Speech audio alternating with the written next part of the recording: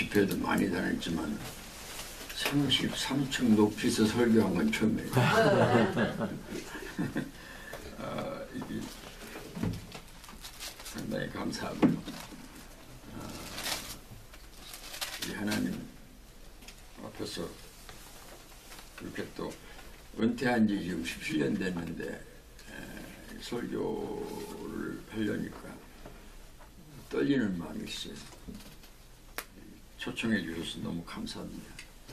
오늘 6절 말씀이죠. 배틀의 북같은 인생, 이런 제목으로 함께 은혜 받으려고 합니다. 어떤 그 사형수가 죽으면서 이런 말을 했다고 합니다. 내가 다시 살 수만 있다면 내 1분이 1 minute 말이죠. 내 1분을 100년처럼 살 터인데 라고 했다고 합니다. 그러나 그의 소원은 아무런 효력을 기대할 수 없는 독백일 뿐이죠. 여기서 한 가지 생각할 것은 우리 생의 한순간 한순간이 얼마나 소중한 것인가를 알게 하는 이야기라고 할 수 있습니다. 동방의 의인 욥은 지금 참으로 큰 고난의 늪에서 죽음 같은 고통을 겪고 있습니다. 본문 5절에 보니까 그의 몸에는 구더기와 흙더미가 의복처럼 입혔고 살 가죽이 터져나가는 끔찍한 아픔에 신음하고 있습니다. 이 엄청난 고통 속에서 욥은 지금 거의 죽음과 대면하고 있다고 할 수 있습니다. 그래서 그는 자신의 인생을 이렇게 한마디로 표현합니다. 6절에 나의 날은 배틀의 북보다 빠르니, 배틀의 북보다 빠르니, 희망 없이 보내는구나. 욥은 자신의 인생을 배틀의 북에 비유함으로 순식간에 지나가 버린 자신의 생애를 돌아보고 있습니다. 그렇습니다. 인생 참 빠릅니다. 배틀의 북같이 빠르게 지나갑니다. 배틀의 북은 왼쪽에 와 있는가 싶으면 벌써 오른쪽에 가 있습니다. 오른쪽에 있구나 하면 어느새 왼쪽에 와 있습니다. 인생도 그러합니다. 아이인가 싶었는데 어느새 소년이 됩니다. 소년인가 하면 벌써 청년이 되어 있습니다.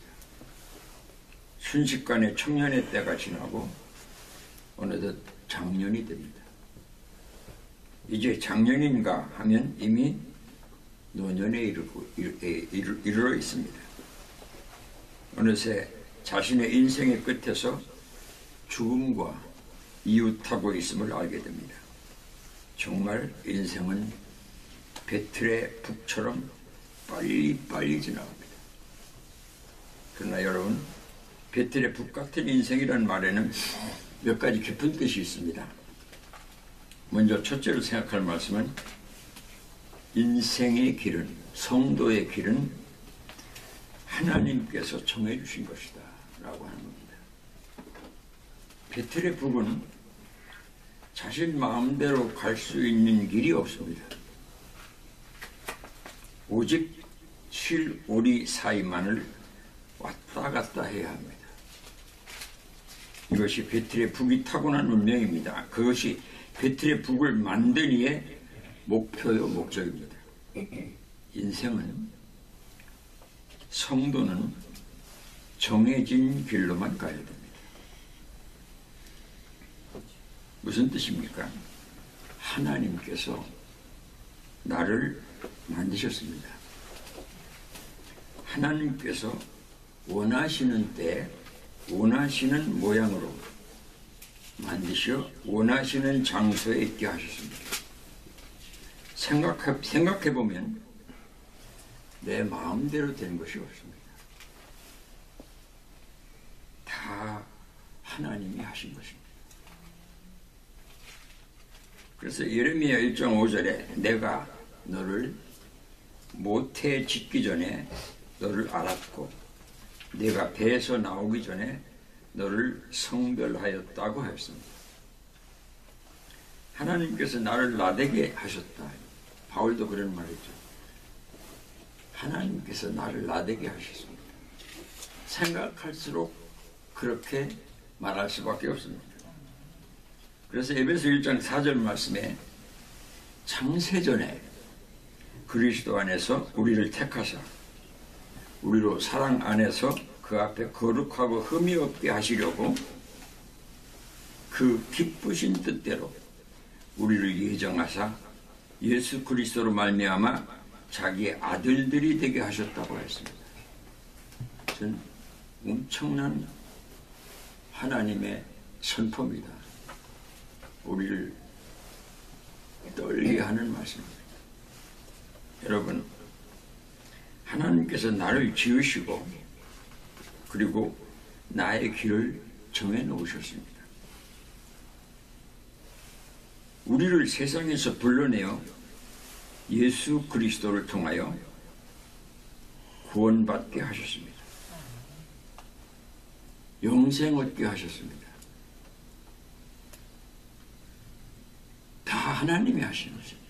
그래서 성도는 하나님께서 가게 하신 그 길로만 가야 합니다. 그것이 성도입니다. 배틀의 북이 배틀에서 내려오면 난로에 집어넣어 불태워버리고 맙니다. 성도는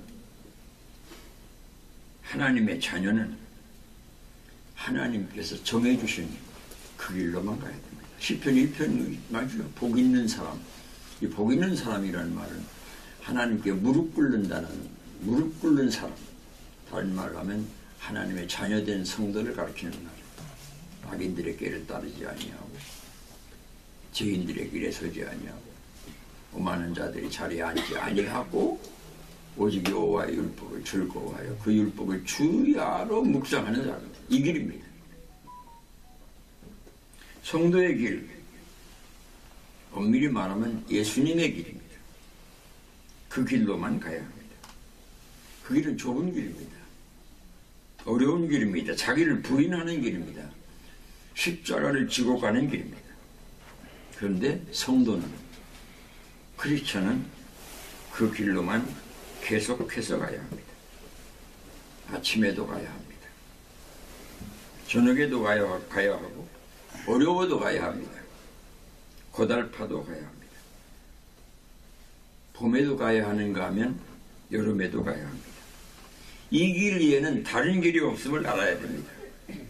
배틀의 북이 주인의 의도와 목적대로 정해진 그 길에만 있듯이 성도는 하나님께서 정해주신 그 길로만 가야 합니다. 언제나 우리는 이것을 생각해야 됩니다. 이 벤자민 프랭클린이 그런 말을 했어요. 나는 인생을 많이 살아온 사람이요. 그런데 내가 살면 살수록 아주 분명히 깨닫는 사실은 하나님께서 내 인생을 절대로 주장하신다는 사실입니다. 여러분 아십시오. 성도의 길은 내가 살아가는 길은 하나님이 정해주신 거예요. 내가 은퇴한 지 17년 됐으니까 70세 은퇴했으니까 내 나이를 짐작하실 수 있겠죠. 아무리 생각해도 모든 것이 하나님이 하신 거예요. 저는 그 어머니가 셋입니다. 저희 어머니가 나를 낳고 바로 돌아가시고 이제 아버지가 두 번째 결혼을 하셨는데 그 두 번째 엄마가 초등학교 3학년 때 또 돌아가셨습니다.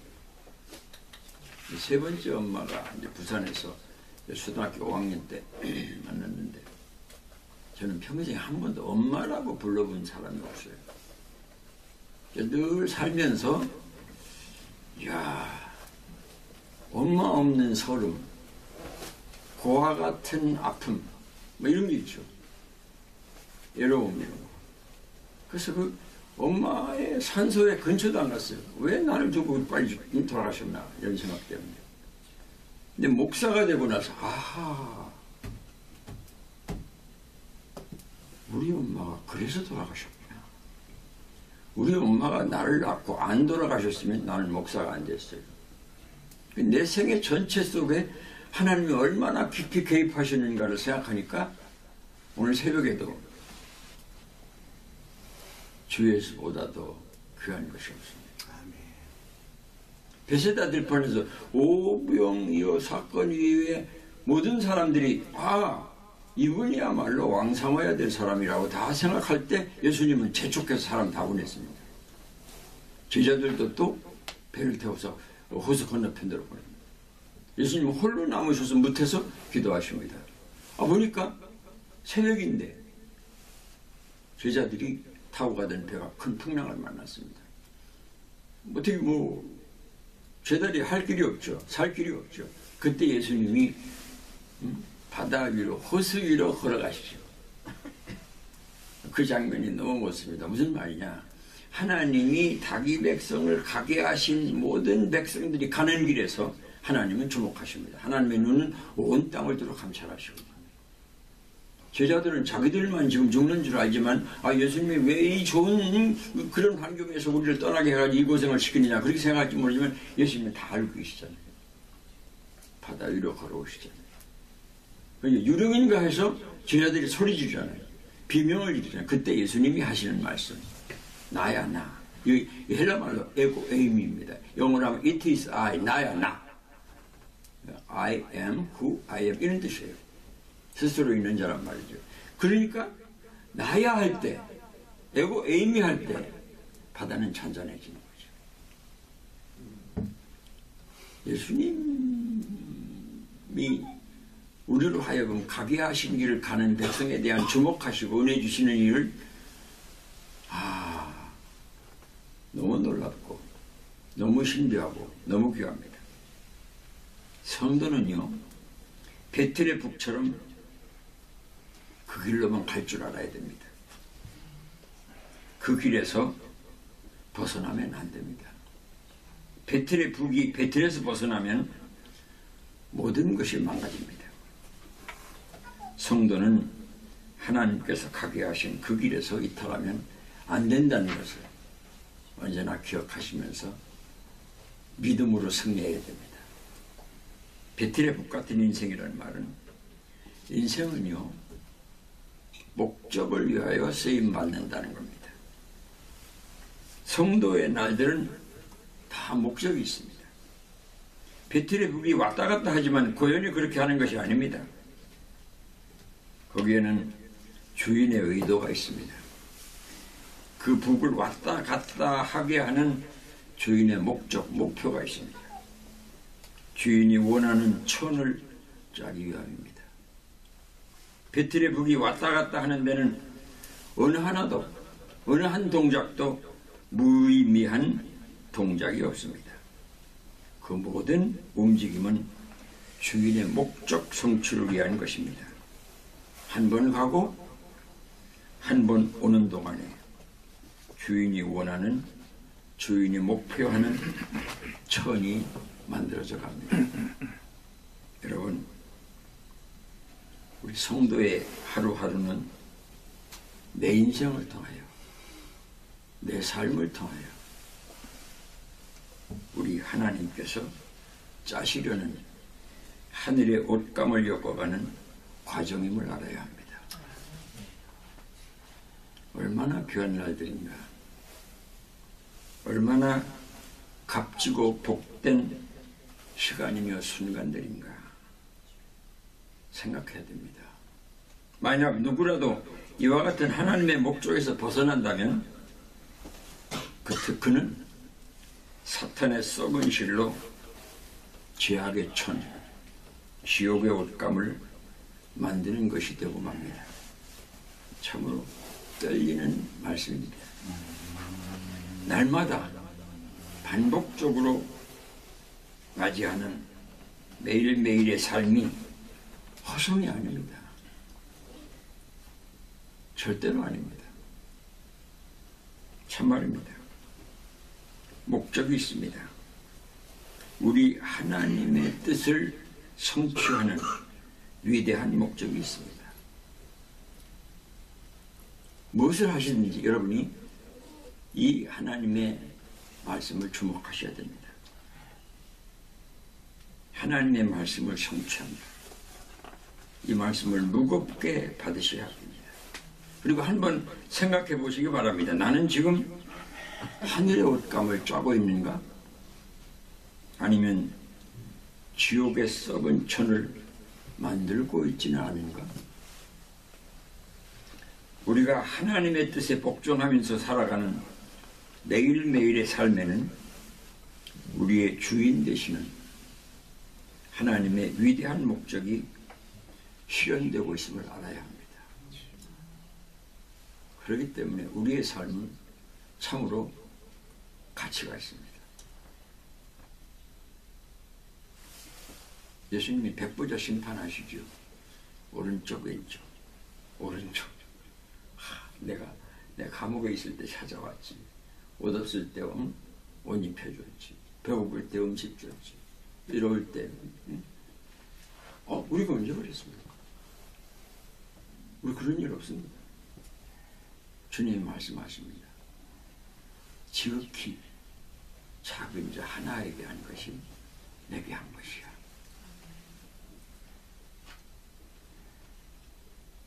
지극히 작은 자 하나에게 한 것이 내게 한 것이야. 우리의 삶이 이렇게 주님 앞에서 아름답게 집중될 때 이것이 냉소한 것을 대접한 것이 되고 예수님을 시원케 하신 삶이 된다는 것을 알아야 됩니다. 어떤 전도사님이 큰 병원에 신방을 갔습니다. 엘리베이터를 탔습니다. 한 아저씨가 엘리베이터를 운전하고 있습니다. 전도사님이 아저씨에게 한마디 합니다. 아저씨는 하루 종일 올라갔다 내려갔다만 하시겠습니다. 얼마나 지루하십니까? 이 말을 들은 이 아저씨가 한마디 합니다. 예, 저는 올라가기를 원하는 사람들을 올려주고 내려가기를 바라는 사람들을 내려줍니다. 이 말을 들은 전도사님은 큰 충격을 받았습니다.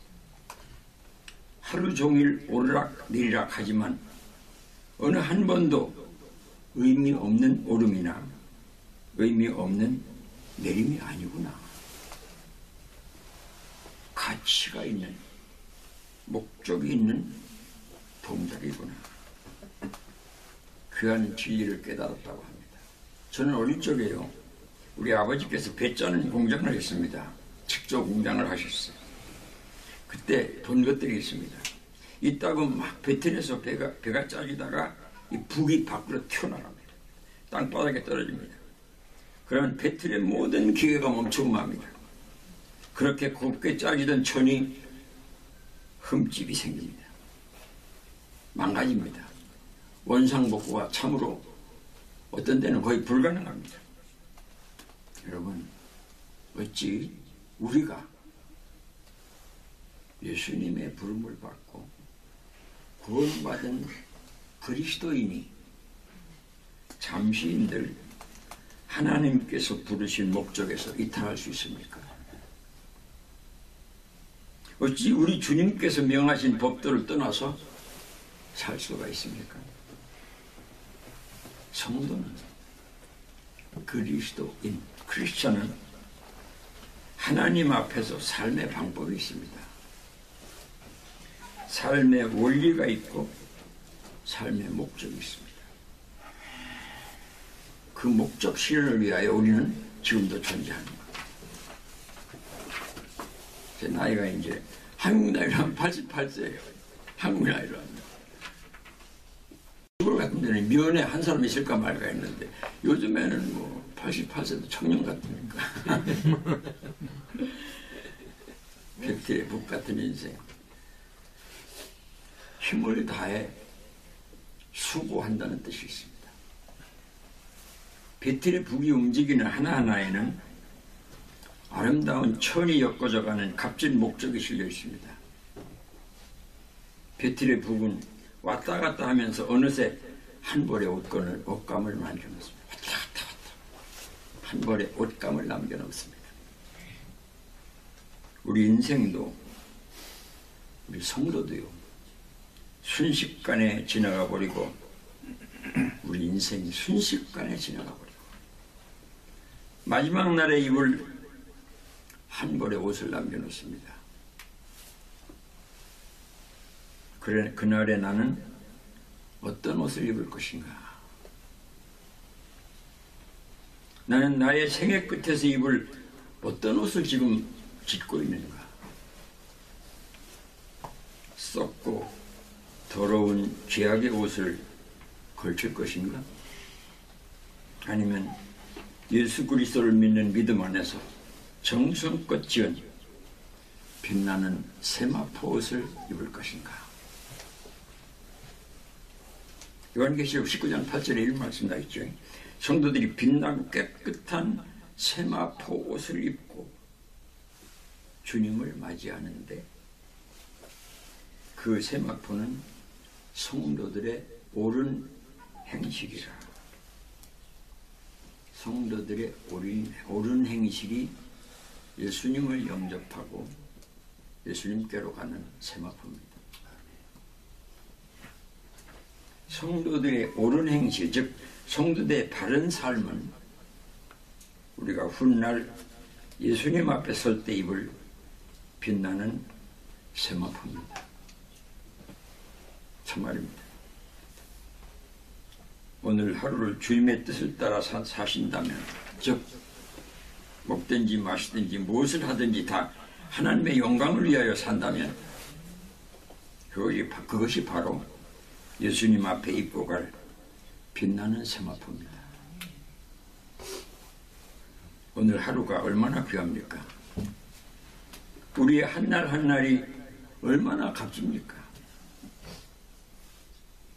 마지막 날에 마치 신부의 아버지가 신부를 신랑에게 인도하듯이 천사가 우리를 신랑 되신 예수님께 인도해 가실 것입니다. 그때 입을 옷이 희고 빛나는 세마포입니다. 그때 우리 주님께서 두 팔을 벌려 우리를 영접하실 것입니다. 이런 꿈을 꾸지 않습니까? 저는 이 설교를 준비하면서 이번 한 주간 동안 이 찬송을 많이 불렀어요. 그날을 늘 기다리며 내 등불 밝게 켰다가 주께서 오라 하실 때 이 영혼 들어가겠네. 내 주 예수 배울 때에 그 은혜 찬송하겠네. 내 주 예수 배울 때에 그 은혜 찬송하겠네. 울면서 만에 하나 누더기 옷을 걸치고 또는 때 묻고 더러운 옷을 입고 신랑에게 간다면 우리 주님께서 무엇이라고 하겠습니까? 내가 너를 도무지 알지 못하노라. 이 악한 종을 바깥 어두운 데 내어 쫓아 거기서 슬피 울며 이를 갈게 하라 라고 하지 않겠습니까?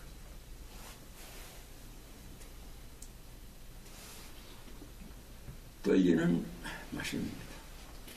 인생의 성공이 뭡니까? 이렇게도 살고 저렇게도 살고 오래도 살고 좀 빨리도 가고 하지만 성공이 뭡니까? 세마포를 입고 예수님 품에 안기는 겁니다. 제가 미국 독립기념일 200주년 독립을 지금부터 한 60년쯤 전쯤 되는 것 같아요. 대략 초청을 받았습니다. 엄청나게 큰 행사죠. 이제 뭐 저녁 때 이제 파티가 있고 말이야 큰 행사가 있으니까 간 거예요. 아니 딱 갔는데 문에서 딱 말합니다. 이제 초청장 가지고 왔다. 초청장을 이렇게 펴서 나한테 보여주면서 초청장에 나비 넥타이를 메고 오라고 되어 있어요. 일반 넥타이를 메고 나비 넥타이를 매지 않으면 못 들어간다. 그래서 그 옆에 사람도 없는 컴컴한 방으로 인도돼 가지고 그 화려한 음식 그 음악 엄청나죠. 나는 그 구석진 방에 앉아서 누가 갖다 주는 음식을 좀 먹다가 두려움과 부끄러움과 죄송함과 창피함과 온몸을 엄습하는 거예요. 도망치듯 집으로 왔어요. 그 후로 예수님께 갈 때 세마포를 입지 아니하면 안 되겠구나. 그런 마음을 가지고 삽니다. 우리가 어떻게 살아야 하겠습니까? 우리의 하루하루가 어떠해야 되십니까? 어떤 분이 시간에 대해서 이런 말을 했어요. 과거란 못 쓰게 된 수표와 같다. 그리고 미래란 약속 어음과 같은 것이다. 둘 다 종이에 불과하다. 그러나 현재, 즉 오늘이란 내가 가진 유일한 현찰이다. 그것을 슬기롭게 가치 있게 써야 한다고 했습니다. 여러분,